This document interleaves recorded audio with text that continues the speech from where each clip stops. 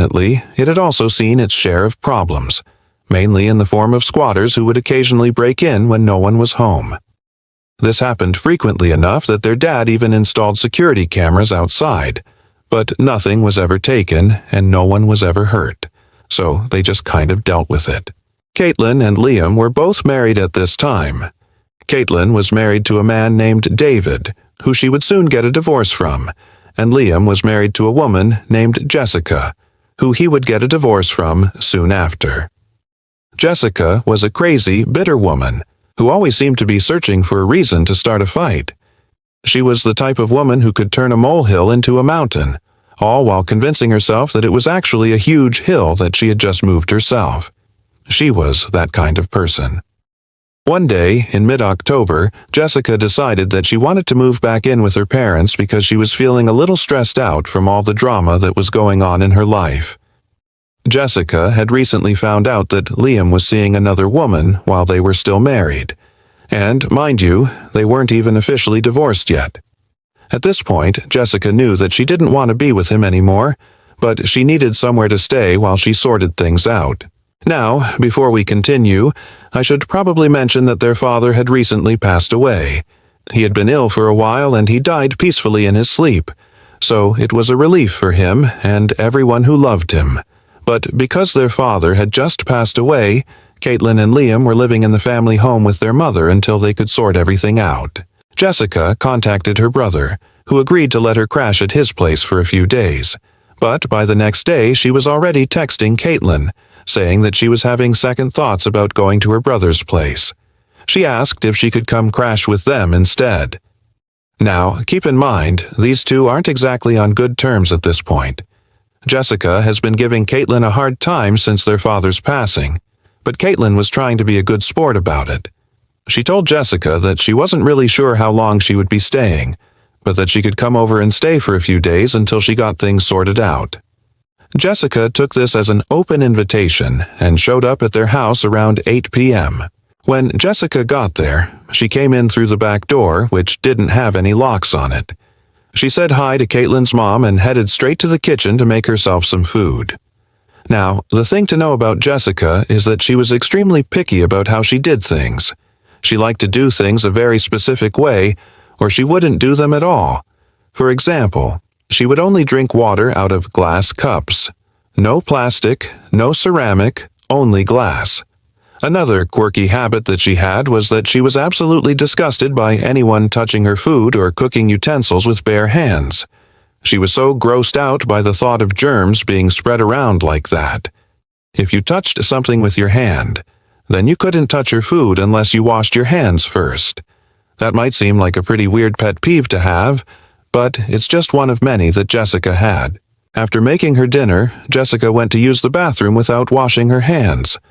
Of course, Caitlin's mom didn't say anything, but it was really freaking gross to her. Jessica then went to sit down at the table to eat her dinner without a plate. She just put it directly onto the wood. Caitlin's mom looked at her and asked why she wasn't putting it on a plate, and Jessica just told her that she didn't want to dirty a plate. After eating her dinner, Jessica walked into the living room and plopped herself down on the couch, still without washing her hands. A little while later, Caitlin arrived home from work. When she walked in, she saw Jessica sitting on the couch and she asked what she was doing there. Jessica replied, "I'm waiting for you to leave so I can take over this house." Okay, Jessica, we're gonna have to talk about that later. But anyways, let's start by having you wash your hands. So Jessica stood up and said, "No, I'm not gonna wash my hands. Your mom doesn't have to wash her hands. Why should I have to?"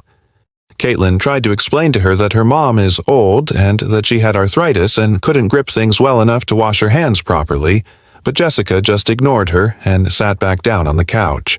Caitlin went to go wash her own hands, and when she came back, Jessica wasn't there. She had apparently gone to use the bathroom again. Caitlin thought to herself, "Okay, I'm done with this. You're acting so incredibly ridiculous right now. If you don't leave, I'm calling the cops." But before she could even make a phone call, Jessica came back out of the bathroom and yelled, "Who do you think you are? This used to be my house, too. Half of the stuff in here I paid for." At this point, Caitlin just started laughing.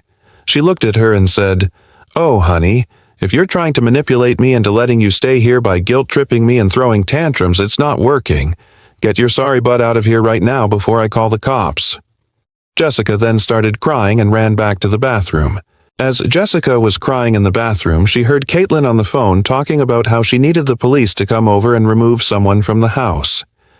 Jessica was listening to their conversation through the closed bathroom door, and when she heard Caitlin say the words, "remove from the house," Jessica became convinced that they were talking about her. She started banging on the bathroom door and screaming at Caitlin, who was now getting ready for bed. The screaming continued for a few minutes until Jessica eventually fell silent. Caitlin came out of her room to check on her mom, who was watching TV in the living room. Her mother told her that she had gone to talk to Jessica, but she had run back to the bathroom and locked herself in there. Caitlin's mom was worried that Jessica might hurt herself, so she asked Caitlin to go check on her.